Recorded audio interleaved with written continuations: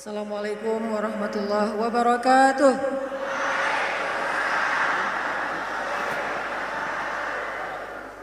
Alhamdulillahirrabbilalamin. Segala puji dan syukur kepada Allah Subhanahu wa ta'ala.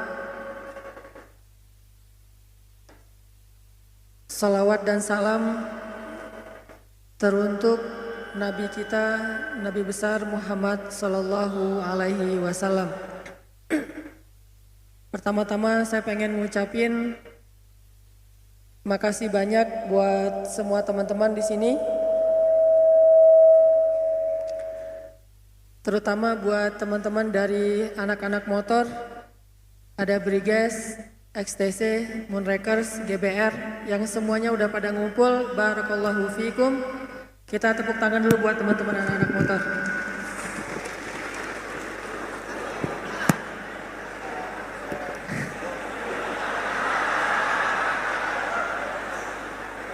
Oh beda ya, sorry. Terus juga buat anak-anak dari semua komunitas, dari sekolah, dari kampus, anak-anak main yang biasanya main di alun-alun, anak-anak BMX. Mudah-mudahan semua langkah teman-teman ke sini diridhoi oleh Allah Subhanahu wa ta'ala. Teman-teman yang dirahmati Allah Subhanahu wa ta'ala, kita mungkin pernah dengar cerita suatu hari Nabi lagi boncengan sama seorang anak kecil. Lagi naik motor, merek motornya tuh kuda. Jadi lagi naik motor berdua sama seorang anak kecil. Kalau nggak salah anak kecil itu masih SD lah usianya. Nabi jalan berdua, terus Nabi bilang kepada anak kecil ini, "Ya gulam, wahai anak atau wahai anakku. Ya gulam, ihfazillah yahfazka. Wahai anakku, jagalah Allah, Allah akan jaga kamu. Ihfazillah tajidhu tujahak. Jagalah Allah, maka Allah akan menyertaimu. Wa'lam annan nas law ijtama'u ala ayyadurruk la yadurruka illa bima kataballahu alaik." Ketahuilah, manusia itu kalau berkumpul pengen nyusahin kamu, mereka nggak bisa nyusahin kamu kecuali dengan seizin Allah atas kamu. Dan kalau semua manusia berkumpul pengen menolong kamu, mereka nggak akan bisa nolongin kamu kecuali dengan seizin Allah bagimu. Rufi'atil aqlam wa juffatis suhuf. Pena telah diangkat dan kertas telah mengering. Ini adalah nasihat obrolan yang disampaikan Nabi ketika lagi boncengan sama seorang anak kecil. Yang kelak anak kecil itu akan jadi salah satu di antara ulama paling fenomenal dalam sejarah Islam. Siapa nama anak kecil ini? Ibnu Abbas. Nama anak kecil ini Abdullah bin Abbas, yang digelar dengan nama, jadi nama kerennya tuh Ibnu Abbas aka Hibrul Ummah. Jadi kalau nyari akun sosmednya bukan Ibnu Abbas, akun sosmednya itu Hibrul Ummah, @Hibrul Ummah. Followersnya udah banyak tuh. Coba cari, googling atau YouTube, cari Abdullah Ibnu Abbas. Nabi ketika lagi boncengan sama Abdullah Ibnu Abbas, Nabi ngasih nasihat bukan, "Nak, banyak baca buku ya," bukan. "Nak, misalnya jangan sakitin orang tua ya," bukan. "Nak, rajin kerja ya biar kamu sukses," bukan. "Nak, ini dan seterusnya," enggak. Nasihatnya cuma satu hal, jaga Allah, Allah akan jaga kamu. Jadi bisa dibilang Nabi itu nggak ngasih nasihat panjang, nasihatnya itu sedikit, pendek tuh, singkat. Tapi nasihat yang singkat ini kalau kita mau menjabarkan bisa berjilid-jilid buku. Nasihat yang merangkum semua kebaikan. Kita pengen apa aja, ini intinya nih. Pengen sekolahnya berprestasi, ini intinya. Pengen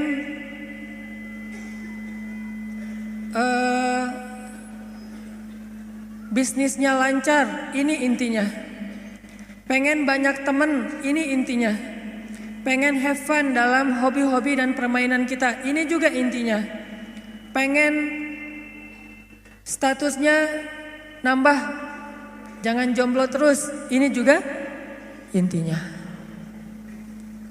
Ustadz, ada yang datang misalnya, saya pengen dapat nilai bagus, apa ya nasihat buat saya?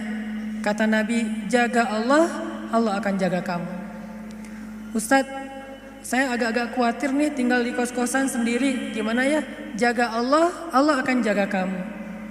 Ustadz, gimana ya cara menghadapi teman yang kayaknya baper banget? Jaga Allah, Allah akan jaga kamu. Ustadz, gimana caranya biar gak ditolak? Karena saya udah sering ditolak, belum pernah diputusin. Ya gimana diputusin ya? Diterima juga belum. Itu saya banget tuh. Saya alhamdulillah belum pernah diputusin. Kecuali sekali doang. Karena diterima juga enggak, kayak Julaibib. Gimana caranya? Jaga Allah, Allah akan jaga kamu. Jaga perasaan Allah, Allah akan jaga perasaan kita. Jaga kedekatan dengan Allah, Allah akan jaga kedekatan dengan kita. Jaga hak Allah, Allah akan jaga hak kita. Jaga panggilan Allah, Allah akan jaga panggilan kita. Ihfazillah yahfazka. Jaga Allah, Allah akan jaga kamu. Dan inilah kunci kebahagiaan dalam hidup kita, teman-teman. Inilah kunci sukses dalam semua masalah kita. Inilah kunci pertolongan dalam semua kesusahan kita. Jaga Allah, Allah akan jaga kita. Itu aja kalimat ininya. Kalau perlu jadi status, jadi hashtag, jaga Allah, jaga kita. Nggak ada cerita kita dikecewain sama Allah, padahal kita udah habis-habisan, itu nggak ada. Kalau ke manusia sering kayak gitu. Kita udah berkorban segala macam, ternyata dia cuma ngelihat kita sebagai sahabat. Atau paling dekat juga adik kakak. Kan berat ya. Kita udah kegeeran nih, udah habis-habisan, pokoknya udah sacrifice habis-habisan, udah give effortnya seluar biasa banget. Berharap suatu saat hatinya terbuka buat kita. Pas ditembak, jadi gimana nih? Apanya gimana? Kan kita udah lama jalan berdua, jalan bareng ya, udah lama nih. Padahal baru sebulan. Kenapa berasa lama? Karena udah habis-habisan kan? Berasa kayak udah seluruh hidup kita tuh udah kita korbanin buat dia. Kan kita udah lama jalan bareng. Kira-kira gimana, kamu mau serius atau enggak? Serius dong kata dia. Kita udah wah Masya Allah serius. Maksudnya mau nikah, kita jadi adik kakak aja ya. Seriusnya ternyata serius jadi adik kakak. Jadi sobatan doang. Coba, kecewa gak sih sama orang kayak gitu? Langsung unfollow, langsung di block ya. Langsung left group kalau dalam satu grup. Itu ke manusia bisa banget tuh kayak gitu. Kita udah bantu dia, kita udah nolongin dia, kita udah temenin dia. Ujung-ujungnya pas pulang misalnya nih, kita temenin dia jalan, kita temenin dia belanja. Ujung-ujungnya pas makan bayar sendiri. Pulang bayar angkot, bayar sendiri kan ya. Itulah manusia. Tapi kalau ke Allah tuh gak kayak gitu. Ihfazillah yahfazka, itu janji Allah. Maksudnya kamu kalau baik-baikan sama Allah, sama aku nih kata Allah, aku pasti lebih baik lagi sama kamu. Gak mungkin sebaliknya. Gak ada cerita Allah ngecewain hambanya tuh gak ada. Ah rugi saya udah sholat, ternyata hasilnya gini doang. Ah rugi saya udah jujur, ternyata gini doang. rugi saya udah jadi berusaha dekat sama Allah, berdoa sama Allah dan seterusnya. Rugi udah tahajud, nggak ada. Satu-satunya berbuat baik yang nggak mungkin dibalas dengan keburukan, cuman berbuat baik dalam hal mendekat kepada Allah Subhanahu wa taala. Kalau berbuat baik kepada manusia dibalas yang buruk, itu mungkin banget. Bukan karena dia jahat, tapi karena dia manusia. Dia punya banyak kekurangan dan keterbatasan. Sedangkan ke Allah nggak bakalan. Yang ada kita berbuat baik kepada Allah sekali, Allah berbuat baik kepada kita 10 kali. Itu paling minimal, nggak pernah kurang dari 10 kali. Kita jalan mendekat ke Allah, misalnya sejengkal, Allah mendekat kepada kita berapa? Sehasta. Kita mendekat kepada Allah sehasta, Allah mendekat kepada kita sedepa. Kita jalan kepada Allah dengan cara mendekat ke Allah dengan cara berjalan, Allah mendekat kepada kita dalam keadaan berlari. Itu yang terjadi. Ibaratnya kita telepon Allah sekali, Allah telepon kita 10 kali. Gak ada cerita kita ngejapri Allah terus diantepin contreng 2 tapi masih abu, gak kebaca. Itu gak ada. Sebel gak sih? Gregetan gak sih kalau kita ngejapri teman kita? Teman dalam tanda petik ya, teman spesial. Kita ngejapri dia nih, padahal dia udah lasinnya tuh berkali-kali tuh. Bahkan bukan cuma lasin, dia lagi online, kita pantengin gitu. Oh lagi online, mudah-mudahan kebaca nih WA saya. Online-nya lama, berarti dia lagi chat sama yang lain. Pas udah online lama, tiba-tiba lasin, berarti dia udah offline lagi, tapi WA kita belum kebaca. Itu biasa banget tuh ke orang kayak gitu. Kita posting sesuatu, terus kita tag ke dia, kita mention ke dia, kita periksa likersnya satu-satu ya, karena likersnya nggak banyak sih. Kita periksa nih, oh ada 10 like, ternyata dia nggak ada di situ. Berat banget kan? Begitu dia posting, kita jadi first liker.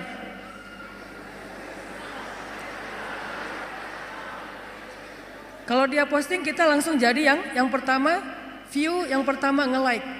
Seolah-olah hidup kita tuh gak ada kerjaan lain kecuali mantengin kegiatan dia. WA-nya, Instagram-nya, Facebook-nya, Twitter-nya, pokoknya kita aktif banget. Tapi tidak ada respon dari dia. Biasa dibilang bertepuk sebelah tangan. Itu paling menggenaskan menurut saya. Itu baper banget. Apakah kita pernah kayak gitu sama Allah? Gak bakalan. Yang ada sebaliknya, kita berbuat sesuatu yang mengecewakan Allah, Allah tetap aja buat baik buat kita, tetap aja mendekat kepada kita, tetap aja tiap malam Allah datang manggil kita. Bayangin, setiap malam tuh Allah miss call kita loh, tapi kita reject. Allah yang miss call kita. Kita gak pernah miss call Allah. Karena setiap kali kita telepon Allah pasti diangkat.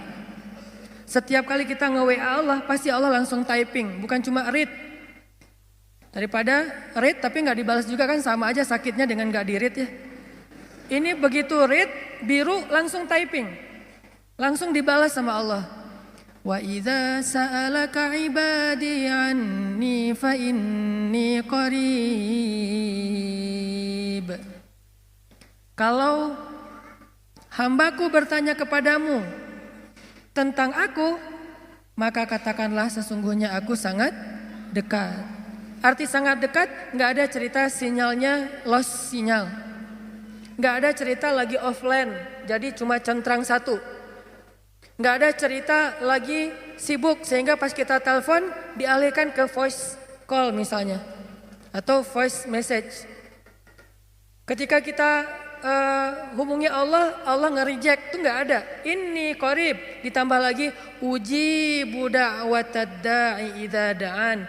Aku pasti akan menjawab japri-japrian dari hambaku kalau mereka menjapri aku.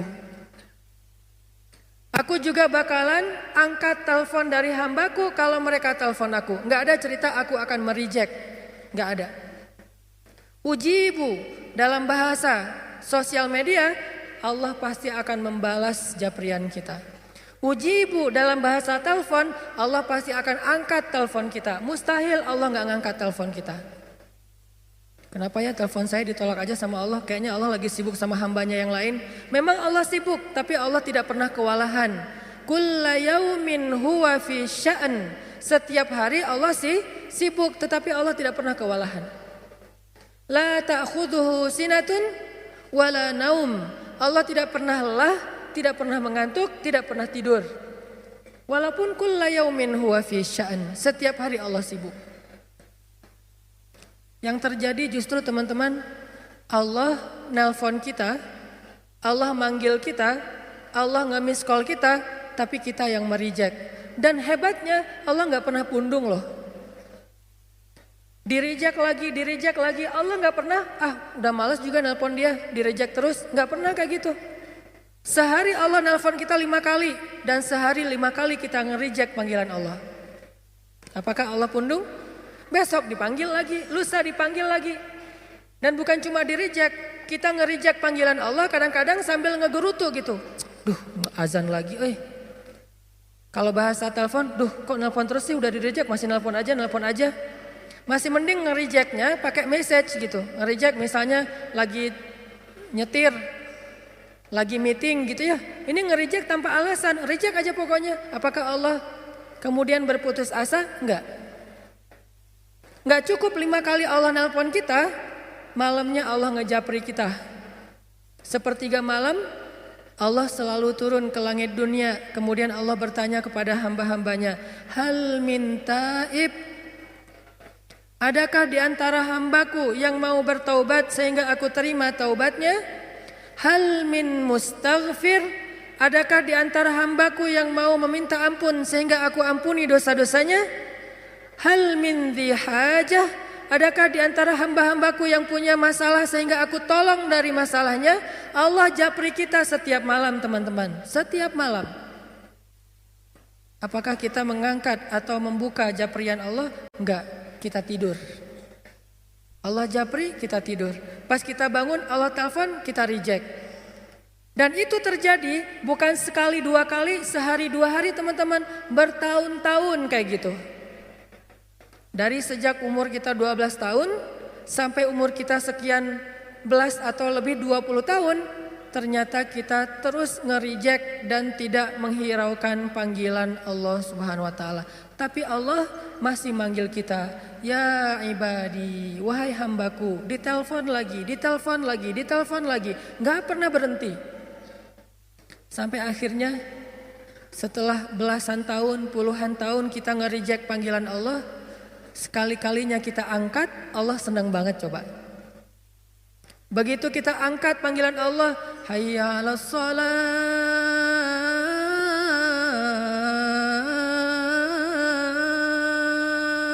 Kita berwudu nih. Kita datang ke masjid. Begitu kita datang ke masjid, seolah-olah Allah menyambut kita di pintu masjid. Saking sayangnya Allah kepada kedatangan kita, saking senangnya Allah kita angkat teleponnya, sampai Allah cerita-cerita kepada yang lain. Kalau bahasa kita, telepon gua diangkat loh, gitu coba. Padahal kan Allah gak butuh kita kan ya. Kalau kita butuh kepada seseorang terus kita kayak gitu, wajar. Telepon gua diangkat loh sama dia. WA gua dibaca loh. Dia lagi typing loh. Dia lagi ngebales. Kenapa kita cerita ke teman kita? Karena kita merasa butuh kepada orang itu keren, orang itu luar biasa, dan kita merasa bangga kalau dibalas japriannya oleh orang tersebut. Tapi Allah gak butuh kita teman-teman, sama sekali gak butuh. Seandainya semua makhluk berkumpul lalu taat beribadah kepada Allah Subhanahu wa taala, semua itu tidak menambah kebesaran Allah walaupun setetes air dari ujung jarum yang dicelupkan ke dalam laut. Enggak nambah sama sekali. Karena Allah tidak akan bertambah kehebatannya gara-gara ketaatan kita. Enggak bertambah. Artinya ketaatan kita tuh enggak ngaruh. Kayak kita naruh garam di dalam laut, enggak makin asin. Kita naruh gula di dalam laut, nggak berubah menjadi manis, nggak ngaruh sama sekali. Jadi Allah nggak butuh kita.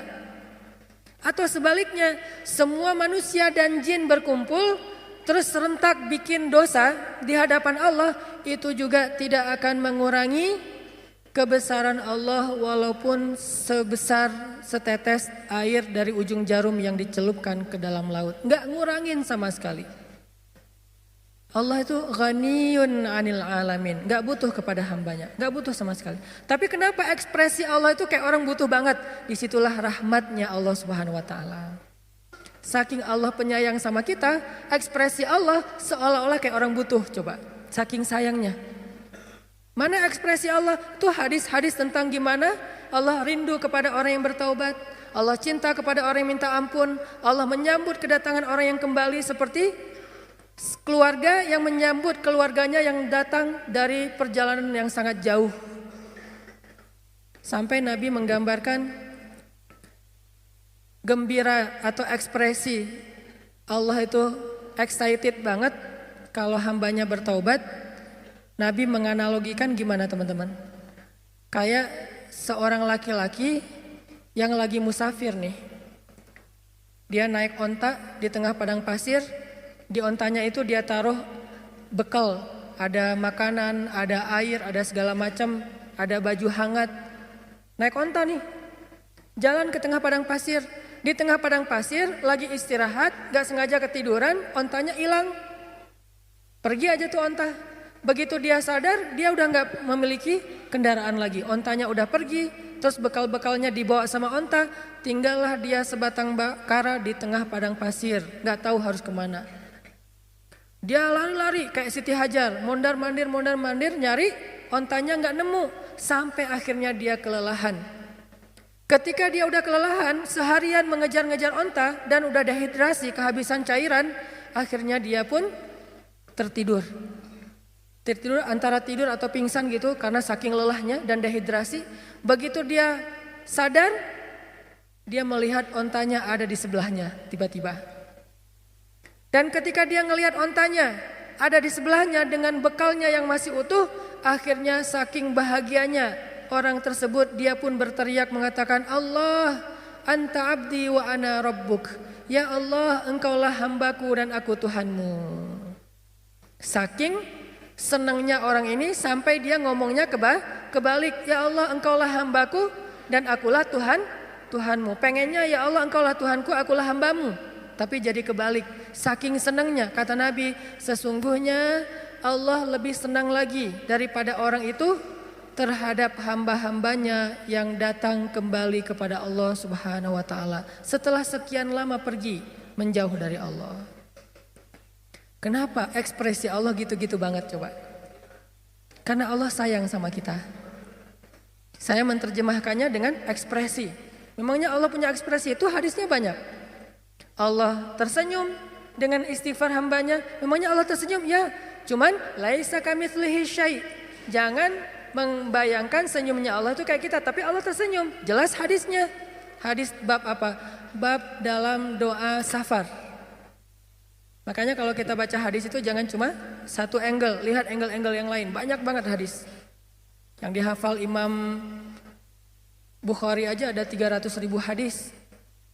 Dan yang kita baca dari dulu hadisnya innamal a'malu binniyat. Padahal jumlah hadis itu yang dihafal Imam Bukhari aja ada 300.000 hadis. Yang dihafal oleh Imam Ahmad 1.000.000 hadis. Ahmad bin Hambal menghafal 1.000.000 hadis. Beda-beda tipis lah sama kita ya. Kita hafalnya 1 hadis. Imam Ahmad 1.000.000. Beda 0 doang. Ternyata ada juga hadis tentang Allah tersenyum. Cuman babnya di dalam kitab hadis itu bab doa dalam perjalanan. Tapi redaksinya Allah tersenyum. Gimana ceritanya? Ali itu pernah lagi naik mobil. Mereknya Onta. Ali naik mobil nih. Ketika dia naik ke atas mobil, dia baca bismillah. Ketika sudah duduk dengan nyaman, udah pakai sabuk pengaman. Kalau bahasa hadisnya istawa, sudah nyaman berarti udah mantap nih, udah pakai sabuk pengaman, baca doa safar. Subhanallazi sakhkhara lana hadza dan seterusnya. Setelah kendaraannya mulai jalan dikit, dia baca doa istighfar. Ya Allah, saya menzalimi diri saya sendiri, tapi tidak ada yang bisa mengampuni dosa saya selain Engkau ya Allah, maka ampunilah saya. Zalamtu nafsi fa innahu la yaghfirudz dzunuba illa anta faghfirli warhamni innaka antal ghafurur rahim. Ya Allah, saya tuh banyak dosa. Ini lagi dalam perjalanan nih. Bismillahirrahmanirrahim. Subhanalladzi sakhkhara lana hadza. Terus, ya Allah, saya itu hamba yang banyak dosa ya Allah. Tapi gak ada yang bisa mengampuni dosa sebanyak itu selain Engkau. Maka ampunilah saya ya Allah. Sayangilah saya, Engkaulah yang maha pengampun lagi maha penyayang. Setelah Ali baca doa ini, Ali tersenyum. Senyumnya lebar. Ditanya sama drivernya Ali. Jadi dia pakai supir pribadi gitu. Gak tahu online atau yang dia bayar. Nah, si drivernya nanya sama Ali, ya Abul Hasan, kenapa engkau tersenyum? Kata Ali, dulu saya pernah menanyakan hal yang sama ketika saya lagi nyetirin Nabi Muhammad SAW.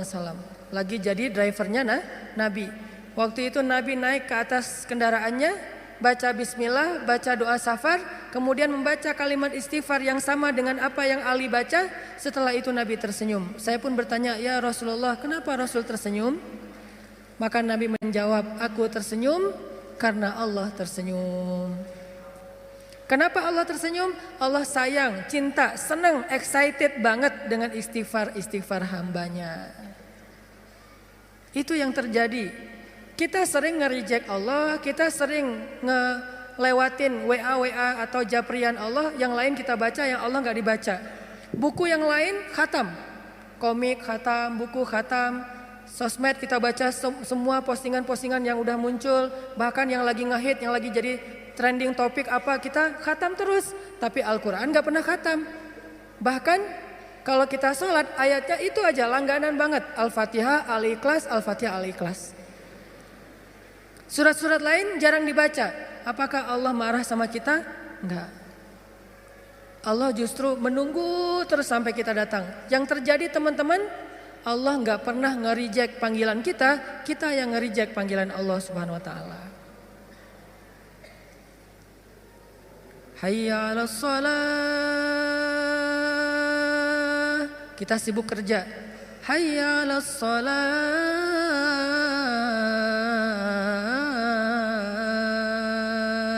Kita sibuk main. As-salatu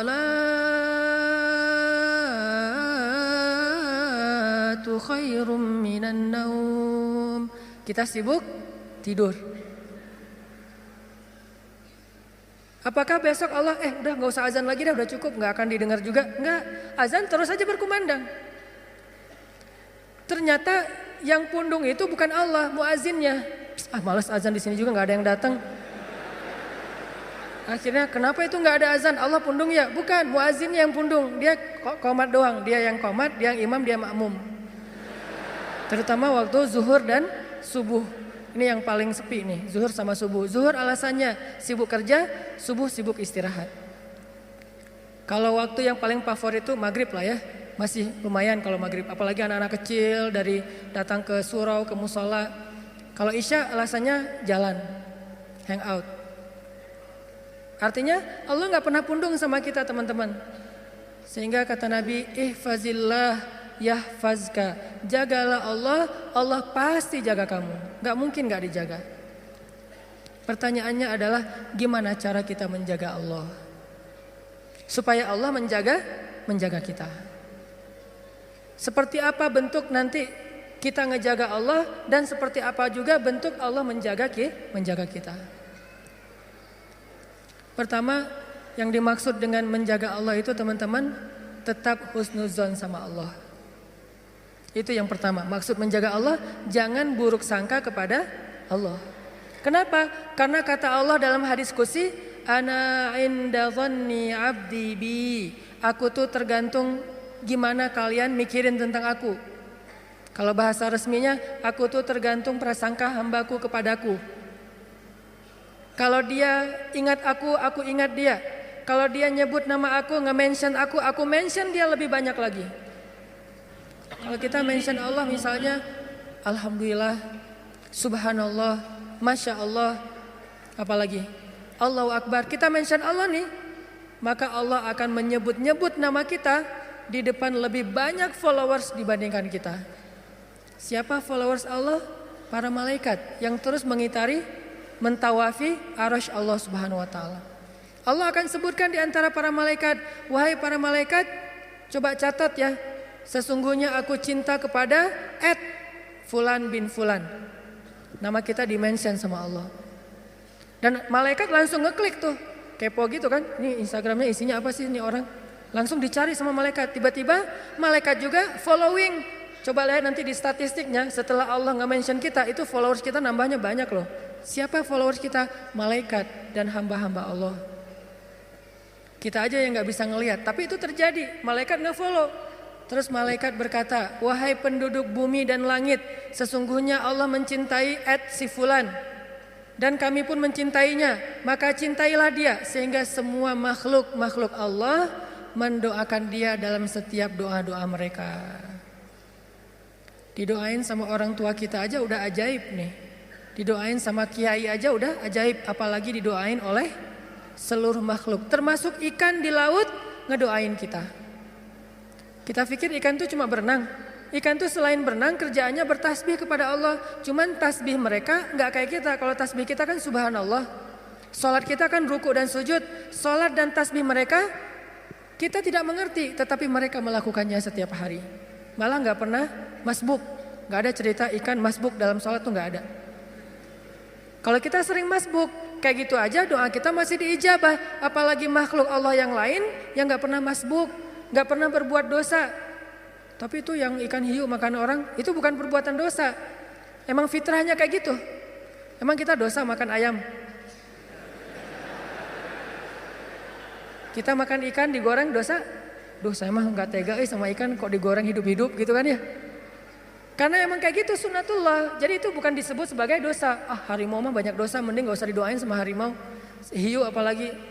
Kayak teman-teman yang senang ke Batu Karas atau ke Cimaja. Saya senang juga nemenin teman-teman liatin orang-orang pada main surfing di Batu Karas. Kan salah satu yang paling menakutkan buat para surfer itu adalah serangan hiu. Walaupun di Indonesia tingkat serangan hiu itu rendah banget dibandingkan Australia sama Afrika Selatan. Tapi maksudnya apakah hiu itu punya dosa besar gara-gara pernah membunuh manusia sehingga harus dikisos? Pokoknya kalau nemu hiu langsung sidang dan kisos. Enggak ada. Kenapa? Karena hiu itu tidak ada taklif.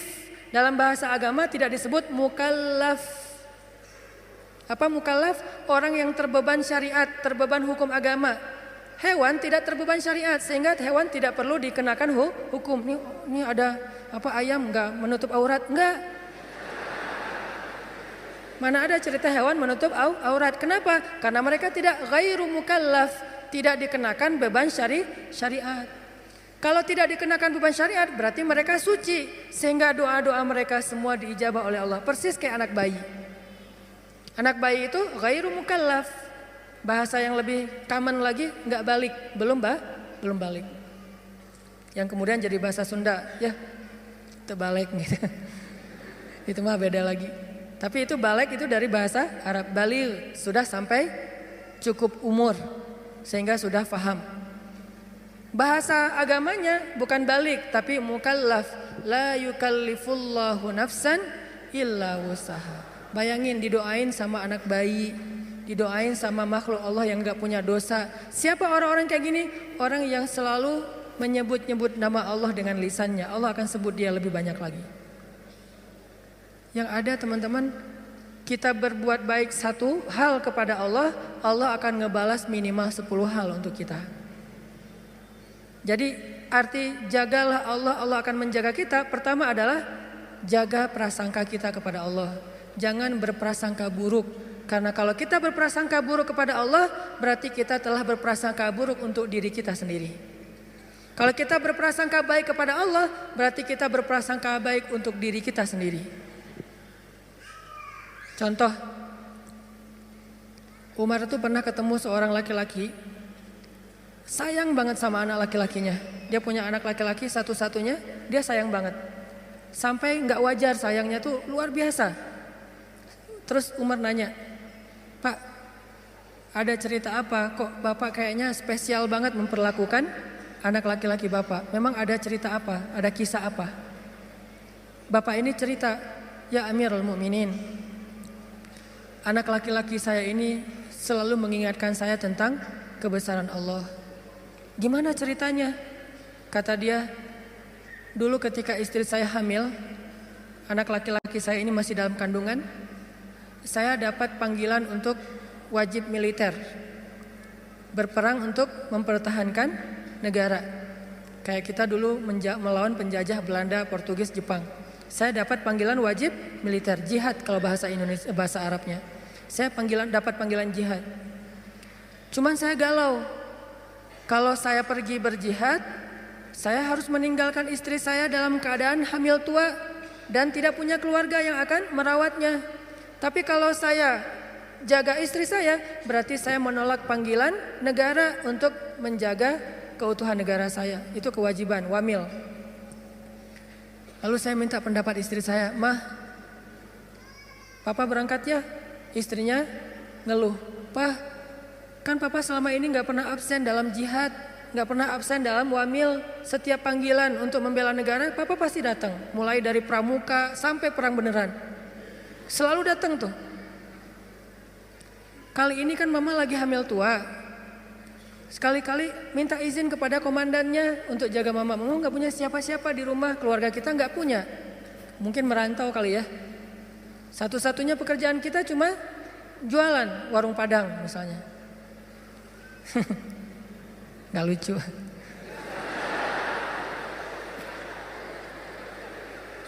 Akhirnya suaminya istikharah.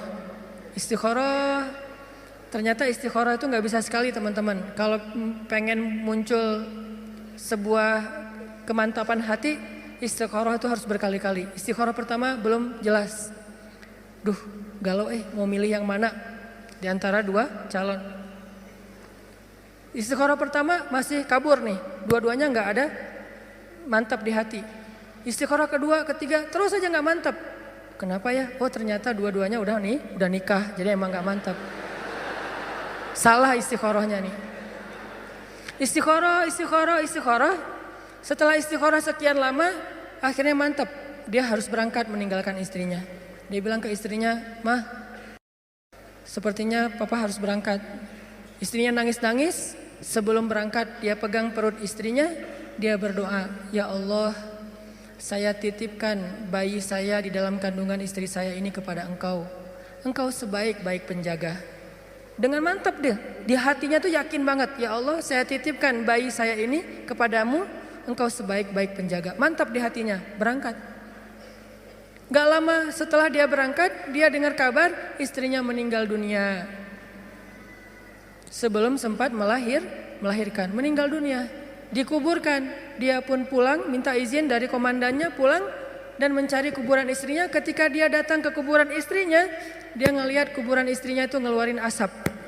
Ini cerita dalam kisah-kisah tentang Umar bin Khattab. Banyak banget cerita tentang Umar. Kuburan istrinya itu ngeluarin asap, kayak orang lagi di azab kubur gitu. Akhirnya dia nanya kepada tetangga, apakah istri saya berzina ketika saya tinggalkan? Kata orang-orang, tidak. Kami tahu istrimu itu perempuan yang sangat menjaga kehormatan. Oh alhamdulillah. Atau apakah istri saya berhutang dan belum membayar hutang secara zalim? Kata tetangga, tidak. Kalaupun ada sudah kami ikhlaskan. Oh alhamdulillah.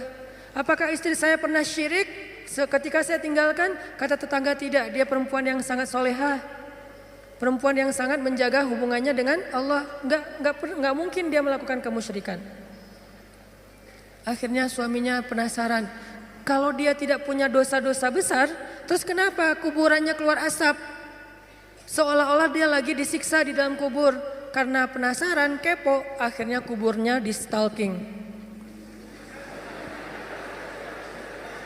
Digali maksudnya, kuburannya digali, pengen tahu apa yang terjadi di dalam. Ternyata setelah digali, dia menemukan istrinya di dalam kubur itu sedang duduk sambil memangku bayinya, istrinya dalam keadaan meninggal dan bayinya dalam keadaan menangis. Itu terjadi di zaman Umar. Ustadz dapat dari mana sih? Banyak, tapi bukunya berbahasa Arab. Makanya tadi ada Ustadz menyampaikan pentingnya bahasa Arab. Karena kalau kita baca buku bahasa Arab, dengar ceramah Ustadz ulama-ulama di Timur Tengah itu luar biasa. Banyak sekali yang tidak kita pernah baca dalam literatur terjemahan bahasa Indonesia. Tentang Rasul, tentang sahabat. Istrinya duduk gitu mangkuin anaknya nangis, istrinya meninggal. Diambillah anak itu, kemudian istrinya dikuburkan kembali, suaminya minta ampun kepada Allah. Ya Allah, ampunkan saya, maafkan saya sudah zalim kepadamu, kata suaminya. Orang-orang nanya, ya rajul, wahai laki-laki, gimana kamu mengatakan zalim kepada Allah? Apa yang kamu lakukan sehingga kamu menganggap sudah zalim kepada Allah? Kata dia, ya ketika saya pergi meninggalkan rumah, saya mengusap perut istri saya katakan, ya Allah, saya titipkan bayi saya kepadamu, engkau sebaik-baik penjaga. Saya enggak katakan bayi dan ibunya, tapi saya katakan bayinya saja. Secara spontan waktu itu dalam hati saya berpikir, dah kalau ibunya bisa jaga diri.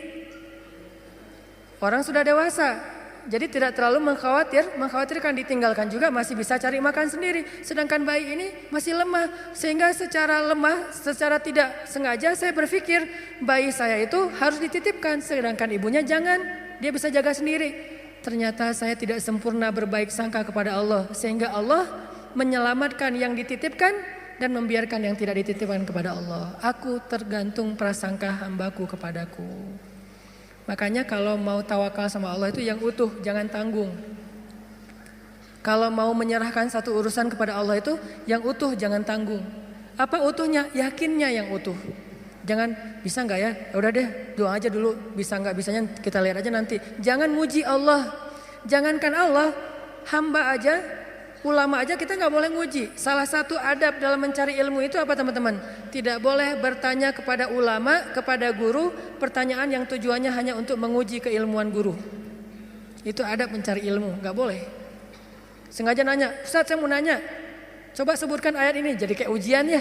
Itu tidak boleh dalam adab mencari ilmu. Karena yang boleh bertanya hal yang kayak gini, ngetes guru hanyalah gurunya. Sedangkan kita mendengar, kemudian berusaha untuk mengamalkan. Makhluk aja nggak boleh diuji, apalagi Allah Subhanahu Wa Taala. Kalau kita mau berprasangka baik, prasangka baik yang utuh. Ya Allah, inna solati wa nusuki wa mahyaya wa mamati. Itulah makna dari husnuzon yang utuh kepada Allah Subhanahu Wa Taala. Aku tergantung prasangka hambaku kepadaku. Sehingga kalau kita yakin sama Allah, sebesar apa keyakinan kita, sebesar itu juga pertolongan Allah dalam hidup kita. Kalau kita pengen ngelihat keajaiban dalam hidup kita, berarti keyakinan kita kepada Allah harus ajaib. Kok kamu tenang-tenang aja sih? Kan ada Allah.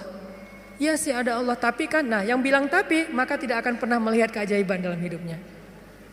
Yang bilang cuman, yang bilang alasan-alasan yang banyak, berarti dia nggak bakalan pernah ngelihat hal-hal yang ajaib terjadi dalam kehidupannya. Kalau dia pengen ngelihat hal yang ajaib, dia nggak boleh bilang tapi, dia cukup bilang hasbiyallah. Cukup buat saya Allah. Maka terjadilah keajaiban dalam hidupnya. Kok nggak ada kejadian keajaiban dalam hidup dia? Padahal dia udah sering bilang hasbiyallah. Kita nggak tahu, dia tahu. Kita nggak ngerasa, dia yang ngerasa. Ada teman kita nih lagi diuji dengan ujian yang sangat berat, sakitnya parah. Tapi lisannya selalu berzikir, hasbiyallah, hasbiyallah, Allah syafi, wa idza maritu fahuwa yashfin. Dia terus memuji Allah. Kita yang ngedengar bertanya, dia tuh udah sering berzikir loh, kok sakitnya belum sembuh-sembuh juga? Suka gitu kan? Dia itu udah sering berzikir loh, kok hutangnya belum lunas-lunas juga? Dia itu udah sering berzikir loh, kok masih jomblo juga? Ada yang ngerasa kayak gitu? Karena kita nggak ngerasa apa yang dia rasa setelah berzikir. Ternyata kadang Allah menolong seseorang itu bukan dengan mencabut masalahnya. Yang lebih hebat lagi, Allah menolong seseorang dalam masalah dengan cara menguatkan hatinya dalam menghadapi masalah. Masalahnya nggak diangkat sama Allah, tapi hatinya dikuatkan. Sehingga dia tidak pernah mengeluh, nggak pernah berputus asa, nggak pernah menjadi orang yang lemah, kemudian pundung kepada Allah, enggak. berarti Allah sudah menolong hatinya. Dan buat dia itu kadang lebih baik daripada kita yang hanya menonton dari luar. Kenapa dia masih bertahan? Kenapa dia masih kayak wajahnya kayak enggak kesakitan? Kenapa dia kayak enggak pernah ngeluh? Kalau kita jenguk dia ke rumah, dia enggak pernah ngeluh. Justru kita yang ngeluh. Justru kita yang malu karena merasa kita lebih banyak mengeluh daripada dia. Lihat aja saudara-saudara kita yang sedang diuji oleh Allah di Syam, di Suriah.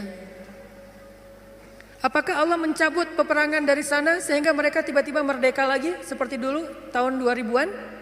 Enggak. Terus apakah Allah enggak nolong orang Suriah? Nolong banget. Gimana cara Allah menolong orang Suriah? Dikuatkan hati mereka. Mungkin kalau kita berada di posisi yang sama, dari dulu kita udah putus asa tuh. Berat banget kan ujian di Suriah? Anak kecil yang harus jadi ayah dan ibu buat adiknya yang masih kecil. Padahal dia juga masih SD, tapi udah jadi orang tua buat adiknya. Anak kecil yang tangan dan kakinya putus karena tertimbun dengan reruntuhan bangunan. Lalu harus diamputasi, harus dijahit lukanya tanpa ada obat bius. Apa yang dia baca dan menahan rasa sakit? Dia baca Al-Quran. Lagi dijahit nih, lukanya yang menganga dijahit, gak pakai obat bius. Biusnya apa? Membaca Al-Quran. Apakah kita bisa membius diri kita dengan membaca Al-Quran? Bisa, bius total. Begitu baca Quran ngantuk langsung ya. Kalau bius lokal belum bisa, bius total ya. Duh gak bisa tidur, terus ngapain? Dengerin Al-Quran langsung tidur. Kalau sahabat Nabi dengar Al-Quran gak bisa tidur. Kalau kita gak bisa tidur dengar Quran. Kebalikan dari sahabat Nabi. Umar tuh kalau lagi malam baca Quran pasti gak bisa tidur. Kita kalau gak bisa tidur pasti baca Quran langsung tidur. Kadang-kadang baca Qurannya baru bismillah udah tidur. Apalagi di dalam sholat. Kalau imamnya bacanya panjang itu obat bius banget tuh. Langsung pada tunduh kan ya. Begitu kita dengar bacaan Al-Quran. Apa yang membuat mereka kuat? Pertolongan Allah. Saat dijahit lukanya mereka baca Bismillahirrahmanirrahim, Alif Lam Mim, sambil dijahit. Dzalikal kitabu la raiba fihi hudal lil muttaqin. Dijahit lagi dijahit. Dan bukan satu luka, ada beberapa luka di sekujur tubuhnya. Alladzina yu'minuna bil ghaibi wa yuqimunas salata wa mimma razaqnahum yunfiqun. Coba lihat. Itulah pertolongan Allah untuk anak-anak ini. Allah tidak mengangkat luka mereka, Allah tidak mengangkat kezaliman dalam kehidupan mereka, tetapi Allah menguatkan hati mereka dan itulah penjagaan Allah kepada mereka. Sedangkan orang yang tidak dikuatkan hatinya baru juga diputusin sudah bunuh diri, gagal pula. Kalau bunuh diri berhasil masih mending, bunuh diri gagal lah gitu. Loncat dari jembatan kesangkut misalnya. Gak enak banget kan ya? Ada dulu yang pengen bunuh diri karena ditolak sama ceweknya. Kebetulan di depan rumah ceweknya itu ada truk lagi berhenti. Terus dia balapan, sengaja nabrakin dirinya ke truk yang lagi berhenti, tepat di depan rumah ceweknya. Kenapa? Pengen nunjukin ke ceweknya, aku gak bisa hidup tanpa kamu. Coba. Kenapa bisa kejadian kayak gini? Karena hatinya tidak dikuatkan. Kenapa ada orang yang berkali-kali diputusin, tetap aja datang lagi. Kuat banget tuh hatinya. Berkali-kali diputusin, datang lagi. Bukan datang ke yang lain, datang ke yang sama. Sampai orang yang putusinnya, yang putus asa memutuskan, akhirnya menerima.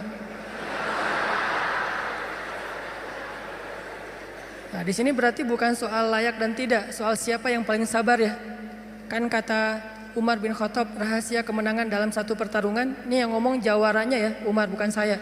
Kalau saya mungkin bukan petarung, kalau Umar kan petarung. Dia ngomong apa? Rahasia kemenangan dalam satu pertarungan bukan teknik, bukan kekuatan fisik, tapi ketahanan, kesabaran. Siapa yang paling sabar, dia yang akan menang. Siapa yang paling sabar sampai ronde 10, maka dialah yang menang. Begitu juga dalam kehidupan, siapa yang paling kuat, dialah yang akan sukses, yang paling sabar. Ternyata kadang Allah menolong kita bukan dengan cara buat hidup kita gak ada masalah. Justru kadang masalah itu kuliah buat kita. Masalah itu nyantri buat kita. Masalah itu kursus buat kita, biar kita mengerti kebaikan. Mengerti artinya menjadi orang yang tangguh. tapi Allah kuatkan hati kita. Sehingga kita berbaik sangka. Ihfazillah yahfazka. Jaga Allah, Allah jaga kamu. Berbaik sangka kepada Allah. Misalnya lagi ada musibah. Oh, kayaknya Allah mau ganti yang lebih baik nih. Kayak gitu. Ada musibah langsung berbaik sangka, Allah mau ganti yang lebih baik. Istri saya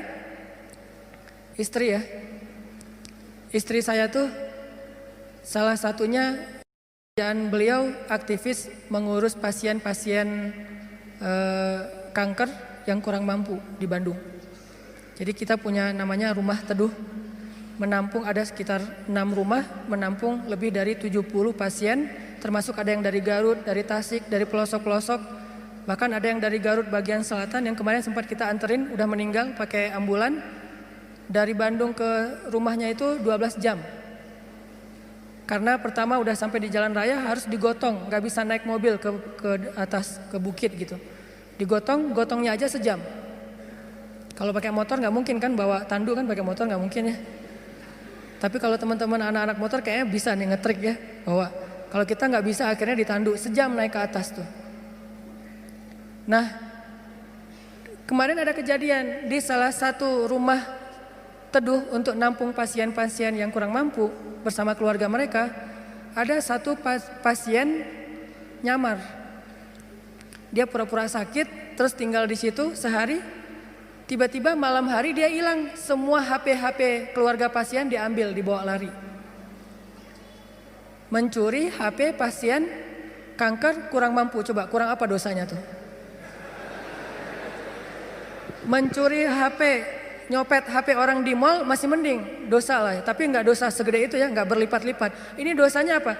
Mencopet, mengambil HP keluarga pasien kanker kurang mampu. Yang di HP itu satu-satunya alat untuk komunikasi, ngurus pengobatannya. Kita nelpon mereka juga di situ, nelpon dokter lewat HP itu, diambil sama dia. Hilang sekitar 5 HP, 5 pasien.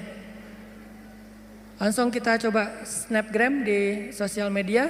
Dalam hitungan jam Allah ganti HP yang lebih bagus, jumlahnya 2 kali lipat. Itu juga kita stop, kalau enggak mungkin 10 kali lipat jumlahnya, bisa jualan HP itu. Kita taruh Instastory, kita butuh HP nih, ada 5 pasien kita yang kehilangan HP dalam satu musibah, mudah-mudahan Allah ganti yang lebih baik. Ternyata langsung pada ngejapri, saya ganti. Bukan HP bekas, HP baru yang harganya mungkin lebih mahal berkali-kali lipat dari yang hilang.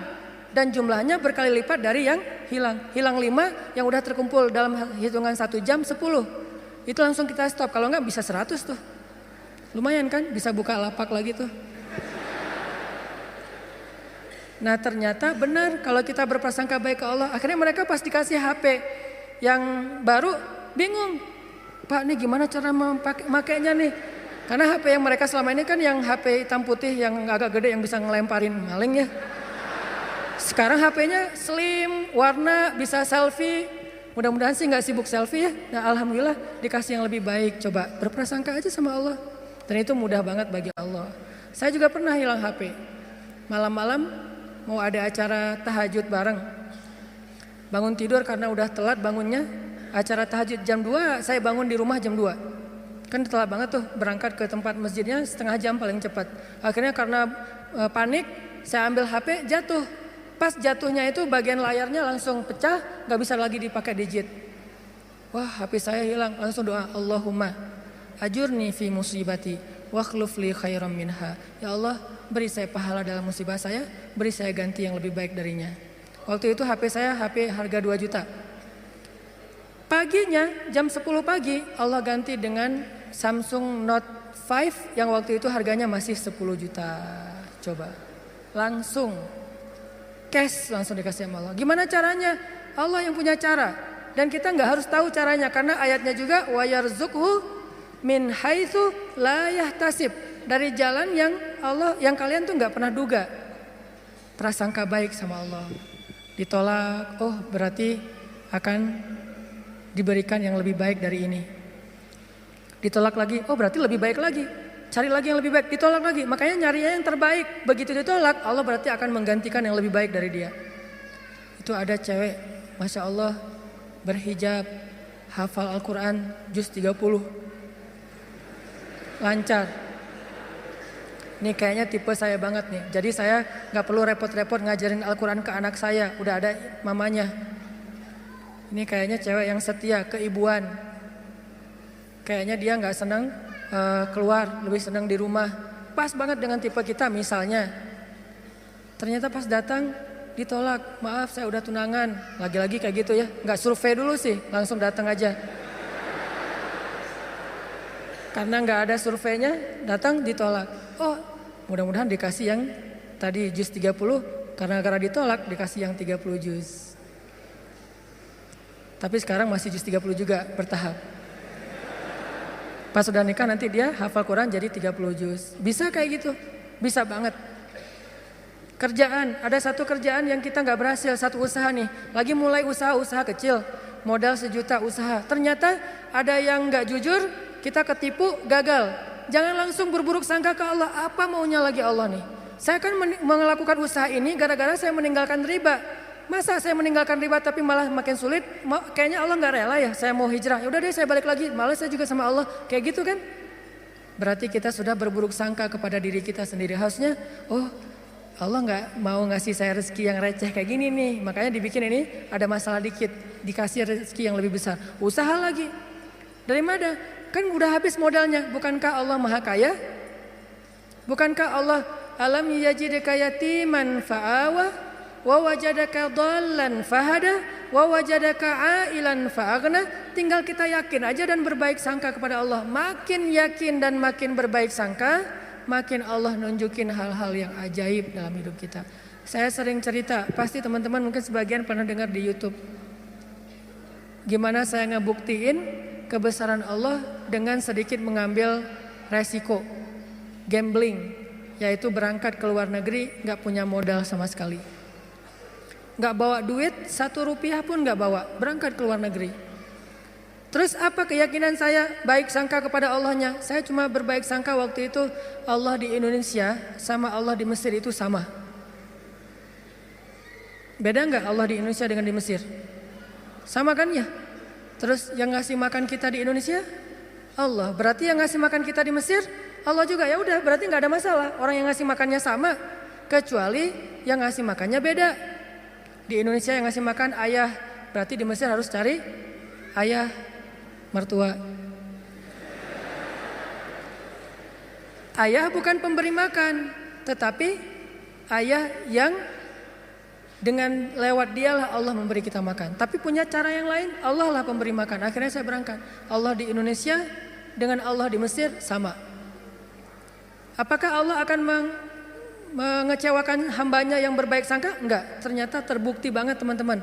Saya malah merasa sangat diperlakukan dengan istimewa oleh Allah sepanjang perjalanan sampai pulang lagi ke Indonesia. Enggak kelaparan sama sekali. Ikhtiar. Cuman kadang kita ikhtiar habis-habisan, kalau Allah mengatakan tidak ya tetap aja nggak bisa. Ada juga orang yang ikhtiarnya biasa-biasa aja, Allah bilang ya, dapatnya lebih dari apa yang dia ikhtiarkan. Saya jual bakso, jual doang, yang masak teman, karena saya nggak bisa masak. Saya bilang ke teman, lo masakin bakso, nanti biar gue yang jual. Nanti bagi 2, lo 30%, saya 70%. Oh ya boleh, dia masak, terus saya jualan bakso ke warga Indonesia yang ada di Mesir plus warga Malaysia, karena Malaysia lebih banyak daripada Indonesia. Indonesia sekitar 3.000, Malaysia sekitar Indonesia sekitar 6.000, Malaysia sekitar 12.000, 2 kali lipat jumlah mahasiswa Malaysia. Jualan lagian kalau orang Malaysia mungkin karena nggak terbiasa makan bakso nggak bisa ngebedain bakso enak dan nggak enak ya, jadi lebih aman nih. Jangan jual bakso ke orang Bandung, ketahuan banget nggak enaknya. Karena orang Jawa Barat kan banyak jual bakso tuh. Oh ini nggak kayak bakso di tempat saya, jual bakso ke mereka. Dan saya ngasih jumlah pentol baksonya tergantung mood. Kalau orangnya kayaknya nyaman nih, enakan nih, kasih banyak. Kalau orangnya nyebelin, kasih aja 2, cukup lah. Datang wajahnya cemberut gitu, mau apa? Beli bakso. Oh ya 2 kasih aja. Terus temennya, Mas, iya, mau apa? Mau beli bakso? Boleh? Oh boleh. Oh, kasih 10. Akhirnya pas makan berdua ngelihat sebelah, kok beda? Beda amalan. Rugi kah? Nggak rugi, untung juga gede. bakso, catering, jual dolar keliling. Terus pokoknya ada adik-adik kelas baru datang langsung dipalakin. Dolarnya sini. Langsung kasih dengan pon Mesir. Dolar. Dalam sehari bisa dapat $1.000 lumayan. Sampai akhirnya setelah saya berangkat ke Mesir, justru nafkah keluarga saya lebih lancar daripada saya di Indonesia. Buktinya apa? Adik-adik itu sekolah saya biayain, kirim dari Mesir, dari mulai dia SD, SMP, SMA dibiayain. Terus ibu nanya, saya nanya ke ibu, "Mak, kan di Aceh, Mak butuh apa di rumah? Kalau abang ada duit lebih, Mak pengen beli kulkas." Karena seumur-umur saya, kita belum pernah punya kulkas sendiri, rumah juga ngontrak. Kalau Ramadan itu ngambil es dari rumah tetangga. Nah ini mau Ramadan nih, pengen punya kulkas sendiri. Oh boleh Mak, berapa aja lah. Yang 5 juta juga gak apa-apa kata Mak. Kemahalan. Akhirnya saya kirim 1,5 juta beli kulkas yang 1 pintu, yang kecil. Bahagia. "Mak butuh apa lagi?" "Ya nih adik-adik baju lebaran belum dibeli." Kirim baju lebaran. "Mak butuh apa lagi?" "Ini uang kontrakan bulan ini belum bayar." Kirim. Ternyata benar kalau kita berbaik sangka ke Allah sekali, Allah akan ngebalesnya minimal 10 kali. Sampai menikah di sana, punya anak di sana, pulang ke Indonesia. Saya sering gambling dengan cara berbaik sangka kepada Allah. Tapi jangan gambling sesuatu yang Allah gak janjikan ya. Saya berbaik sangka ke Allah, berdiri aja di rel kereta, pasti gak akan ditabrak lah. Allah gak pernah bilang siapa yang berdiri di rel kereta akan aku tolong dan tidak akan ditabrak. Gak ada janji Allah kayak gitu, ada gitu ayatnya. Coba gambling ke yang ada ayatnya. Siapa yang bertakwa pasti akan aku kasih jalan keluar. Siapa yang bersabar pasti aku berikan pertolongan. Siapa yang sholat pasti aku akan membantu dia. Yang Allah udah janjiin, maka gamblinglah dengan hal itu. Ambillah resiko dengan janji-janji itu. Tapi kalau Allah gak ngejanjiin apa-apa, jangan ambil resiko. Karena Allah juga gak punya perjanjian. Siapa yang loncat dari tower pasti akan selamat. Gak ada ayatnya, gak ada hadisnya. Siapa yang minum racun gak apa-apa, karena dia minum racunnya ikhlas. Gak ada minum racun ikhlas. Ini teman-teman, berbaik sangka kepada Allah, maka kita gak bakalan kecewa. Ada masalah apa aja, balikin lagi ke Allah. Oh ini kayaknya Allah pengen ngasih kebaikan. Yang baik-baik aja yang dipikirin tentang Allah. Begitu sekali kita berburuk sangka ke Allah, sekali itu kita telah memberikan kesempatan buat diri kita untuk celaka atau mendapatkan kerugian. Aku tergantung prasangka hambaku kepadaku. Makanya cerita yang paling populer yang kita baca di Al-Quran itu ketika Nabi hijrah ke Madinah. Apakah perjalanan hijrah Nabi mudah? Enggak. Jadi kalau kita ngerasa perjalanan hijrah kita itu enggak mudah, berarti kita juga ngerasain apa yang dirasakan Nabi Muhammad SAW. Bukan kita doang yang susah dalam hijrah, Nabi juga susah, padahal Nabi lebih dekat ke Allah daripada kita. Yang mudah itu siapa? Umar. Itu hijrah yang paling mudah. Sebelum hijrah, posting dulu. Besok mau hijrah, hari ini posting. Captionnya apa? "Wahai orang-orang Quraisy, ketahuilah bahwa saya besok bakalan hijrah. Siapa yang pengen istrinya jadi janda, anaknya jadi yatim, tunggu saya di balik bukit itu." Langsung share location, bukit yang mana. Umar tuh yang posting dulu. Gak ada yang berani nge-like coba. Sepi aja tuh postingan Umar yang paling sepi itu. Gak ada yang berani nge-like, gak ada yang berani komen. Diem aja, anteng. Besoknya Umar hijrah. Ada gak yang berani nungguin Umar di luar kota? Gak ada. Yang berani mencegat Umar? Gak ada. Karena mencegat Umar sama aja dengan bunuh diri. Ada 2 orang yang gak berani dicegat di Quraisy itu, Umar sama Hamzah. Sedangkan Rasul dan Abu Bakar, orang yang dianggap lemah. Walaupun sebetulnya Nabi kuat, cuman gak pernah bertarung. Gak pernah mukul orang, sehingga gak ditakuti. Kalau adu kekuatan pasti Nabi itu paling kuat, cuma kan gak pernah mukulin orang. Sehingga dianggap, ini mah orang gak menakutkan. Kalau Umar kan sering mukul orang. Bukan sering, hobi itu. Sebelum hijrah, hobi mukul orang. Sama kayak Nabi Musa, hobi Noel orang, Noel aja mati. Lu apaan sih? Mati. Kan orang Kipti kan ditoel sama Nabi Musa, belum diapa-apain, baru ditakol dikit lah, udah mati. Ini Umar. Paling gampang hijrah itu Umar, sedangkan Nabi sendiri yang lebih soleh daripada Umar, susah hijrahnya. Harus sembunyi-sembunyi, harus diam-diam, harus ngambil arah yang berlawanan dari kota Madinah ke sebelah sini, Nabi malah perginya ke sebelah sini. Bukan mendekat, malah menjauh dari Madinah. Terus masuk ke dalam sebuah lubang, bukan goa, lubang kecil namanya di atas Jabal Sur, sehingga disebut dengan Gua Sur. Sembunyi berdua sama Abu Bakar di situ nyumput. Ketahuan juga tuh takdir Allah. Kenapa Allah nggak buat orang-orang menjauh biar Abu Bakar dengan Rasulullah itu enak di dalam tempat itu, nggak ada yang ganggu. Sengaja Allah bikin skenarionya kayak gitu. Untuk apa? Untuk tunjukkan bahwa Allah Maha Kuasa. Buat orang yang beriman itu nggak ngaruh. Mau kayak gimana juga sulitnya nggak ngaruh. Yang penting Allah ridho. Itu aja yang penting. Yang penting Allah bersama kita. Cuma itu yang penting. Sehingga akhirnya ketika orang-orang berada tepat di mulut gua, itu jarak Nabi sama musuhnya itu cuma hitungan jengkal loh. Setengah lutut mereka, setengah kaki mereka itu udah kelihatan sama Nabi kayak gini nih. Tepat di depan Nabi. Sampai Abu Bakar berbisik ke Rasulullah, "Ya Rasulullah, kalau mereka ngelihat ke bawah, pasti mereka akan menemukan kita. Gimana nih? Abu Bakar yang khawatir. Abu Bakar yang takut, bukan takut dan khawatir terhadap keselamatan dirinya, tapi khawatir terhadap keselamatan kekasihnya Rasulullah SAW. Saking sayangnya Abu Bakar kepada Rasul. "Ya Rasulullah, gimana nih? Apa kata Rasulullah? "Ya Abu Bakar." Lembut Nabi ngomongnya. "Ya Abu Bakar, ma dhannuka bisnain? Allahu salisuhuma." "Ya Abu Bakar, kenapa kamu mikir kita berdua doang? Bukankah Allah yang ketiga?" Jadi kalau kita merasa sendiri, kenapa kita berpikir kita sendiri? Bukankah Allah yang kedua? Kalau kita merasa sedikit, kenapa kita berpikir sedikit? Bukankah Allah itu punya banyak pasukan yang diturunkan dalam perang Badar, perang Ahzab dan yang lainnya? Ma dhannuka bisnain? Allahu salisuhuma. Kenapa kamu mikir cuma berdua padahal Allah yang ketiga? La tahzan, innallaha ma'ana. Jangan khawatir ya Abu Bakar, Allah bersama kita. Setelah Rasulullah ngomong kayak gitu, apa yang terjadi? Apakah musuh kemudian menemukan mereka? Tidak. Gimana cara Allah memalingkan mereka? Allah palingkan hati dan pikiran musuh. Gak kepikiran ngelihat ke bawah, gak pengen juga ngelihat ke bawah. Ini cara Allah nih. Kalau ada berita bahwa di situ ada laba-laba, ada merpati bikin sarang, itu masih kontroversi di antara ulama. Ada ulama mengatakan itu benar, ada ulama mengatakan itu dhaif. Allahu alam. Tapi yang pasti Allah memalingkan mata, pikiran dan hati musuh dari melihat ke arah Rasul dan Abu Bakar. Itulah pertolongan Allah. Bukan ketemu terus tarung, musuh kalah. Gak usah serepot itu. Allah gak mau juga ngerepotin hambanya.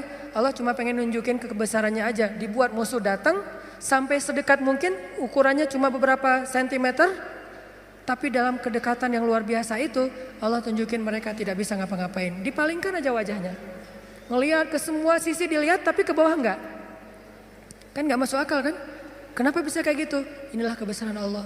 Padahal harusnya ngelihat ke semua sisi, termasuk lihat ke bawah, ada orang gak di dalam lubang-lubang itu. Gak kepikiran sama sekali. Apakah satu orang musuh? Ada puluhan musuh. Dan puluhan musuh itu tidak satu orang pun yang berpikir untuk ngelihat ke dalam lubang itu. Satu orang pun gak berpikir. Begitulah cara Allah menolong kita. Allah bisa buat semua hati sayang kepada kita, sehingga Allah angkat derajat kita.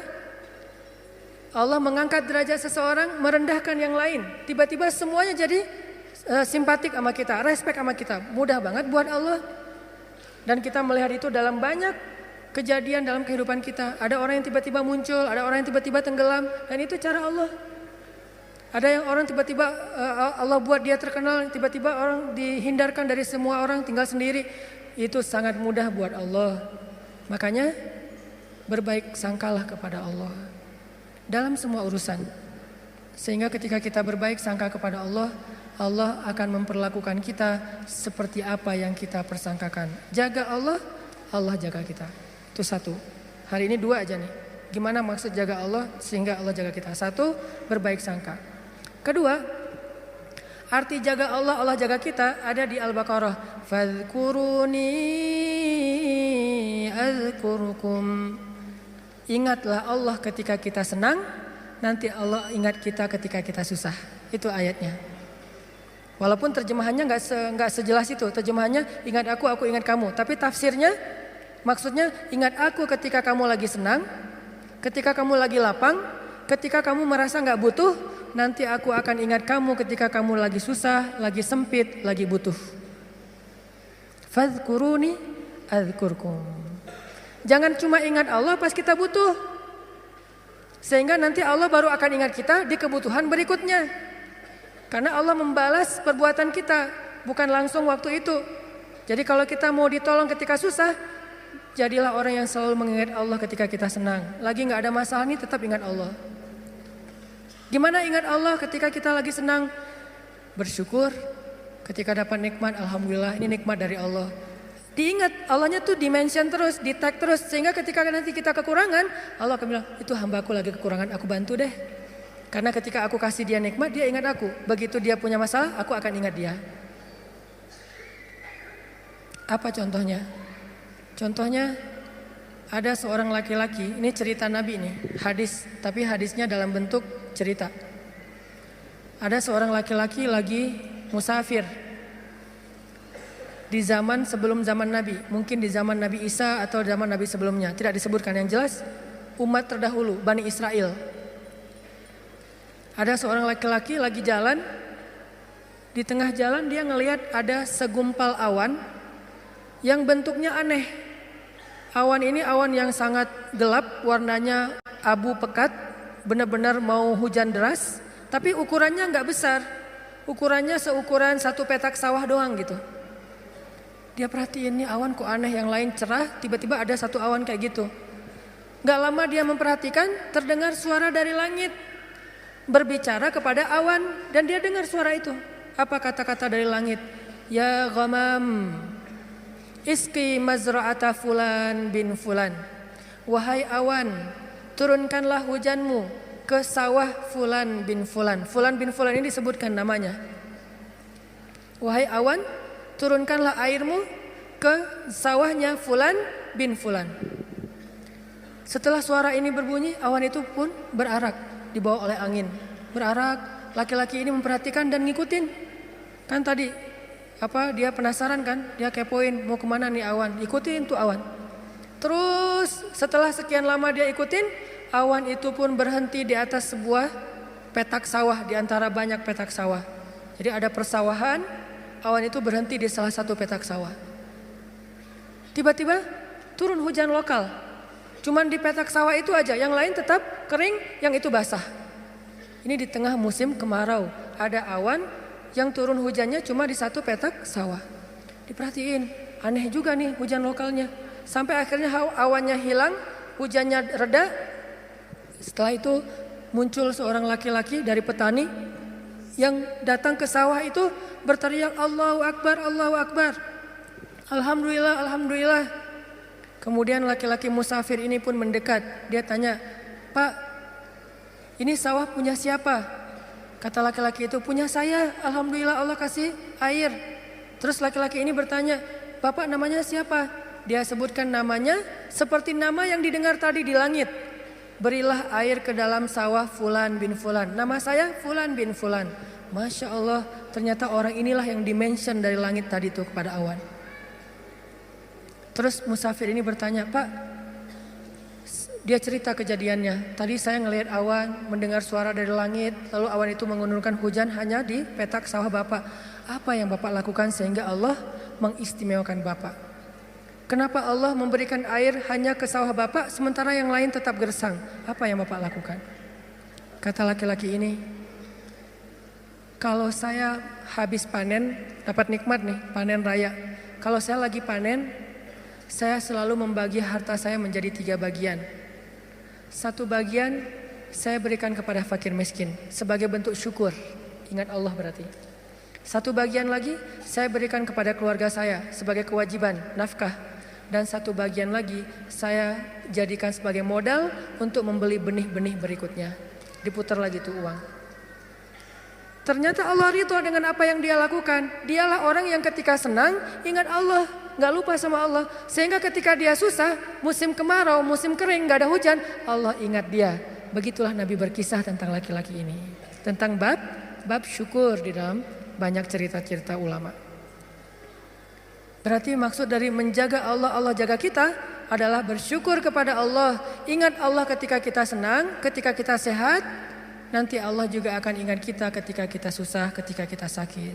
Minimal ingatnya dalam bentuk alhamdulillah, ini anugerah dari Allah, alhamdulillah ini karunia dari Allah. Jangan lupa.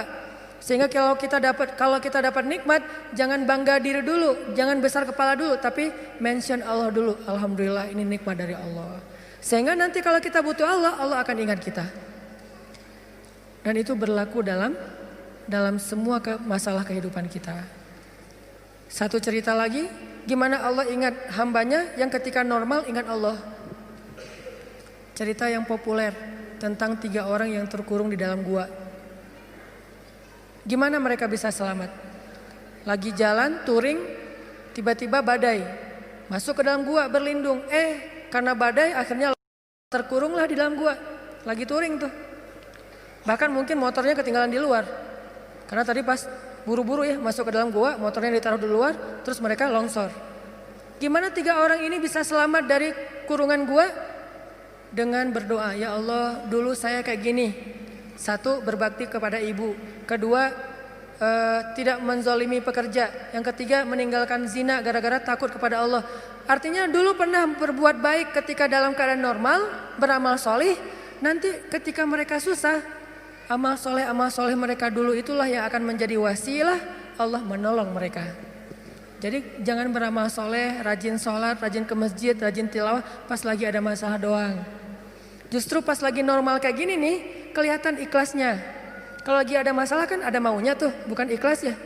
Walaupun Allah menghargai, tetap itu kebaikan, gak akan disia-siakan. Cuman mau lebih keren, jangan pas lagi ada masalah doang. Pas lagi normal, kayak lagi gak merasa butuh sama Allah, tetap rajin ke masjid, tetap sholat tepat waktu, tetap mengingat Allah, tetap membaca Al-Quran, tetap membantu orang lain, tetap berbakti kepada orang tua. Sehingga kalau kita ingat Allah ketika kita lagi normal, lagi susah, lagi suka, lagi lapang, nanti Allah Subhanahu wa Ta'ala akan mengingat kita ketika kita lagi susah dan lagi sempit. Itulah yang terjadi dalam banyak kisah-kisah yang diceritakan oleh Nabi. Mudah-mudahan ini bisa jadi booster buat kita teman-teman. Kesimpulannya satu-satunya berbuat baik atau habis-habisan yang gak bakalan dikecewain itu adalah habis-habisan kepada Allah. PDKT yang gak bakalan kecewa itu PDKT-nya kepada Allah. Telepon yang gak bakalan di-reject itu telepon Allah. Japri yang gak bakalan diantepin, japri ke Allah satu-satunya. Kalau yang lain bisa aja kita dicuekin. Kenapa? Mungkin dia sibuk, mungkin dia lupa, mungkin. Tapi kalau Allah enggak. Kedua, maka dari itu coba kita jaga hubungan kita dengan Allah. Siapa yang menjaga Allah, Allah jaga dia. 1, arti menjaga Allah adalah berbaik sangka kepada Allah. Allah juga akan berbaik sangka kepada dia. 2, ingat Allah ketika kita senang, nanti Allah akan ingat kita ketika kita susah. 3, sebagai penutup, arti berbaik sangka kepada Allah. Allah berbaik sangka kepada jaga Allah, Allah jaga kita. Sedikit lagi ini penting. Ridholah dengan nikmat yang sedikit, maka Allah akan ridho dengan amal yang sedikit. Memangnya amal kita banyak. Man radhiya bil qalil, kata Nabi, radhiyallahu bi qalilim min amalih. Siapa yang ridho dengan nikmat Allah yang sedikit, menurut dia sedikit, maka nanti Allah juga akan ridho dengan amalnya yang sedikit. Salat kita yang pas-pasan, ibadah kita yang pas-pasan, tilawah kita yang pas-pasan, Allah ridho. Kenapa Allah ridho? Padahal cuma pas-pasan, karena kita juga ridho dengan nikmat Allah di dalam kehidupan kita yang kadang menurut kita sedikit, padahal sesungguhnya banyak. Mudah-mudahan ini jadi penyemangat buat kita untuk terus mendekat kepada Allah Subhanahu wa Ta'ala. Jangan kecewain Allah, maka Allah gak bakalan ngecewain kita. Kenyataannya sering kita ngecewain Allah, Allah juga belum ngecewain kita. Tapi Allah punya batasan. Kalau kita terus-terusan kayak gitu, nanti akan datang janji Allah membalas suatu keburukan sesuai dengan perbuatan yang buruk itu. Nauzubillahi min dzalik. Barakallahu li wa lakum. Wassalamualaikum warahmatullahi wabarakatuh.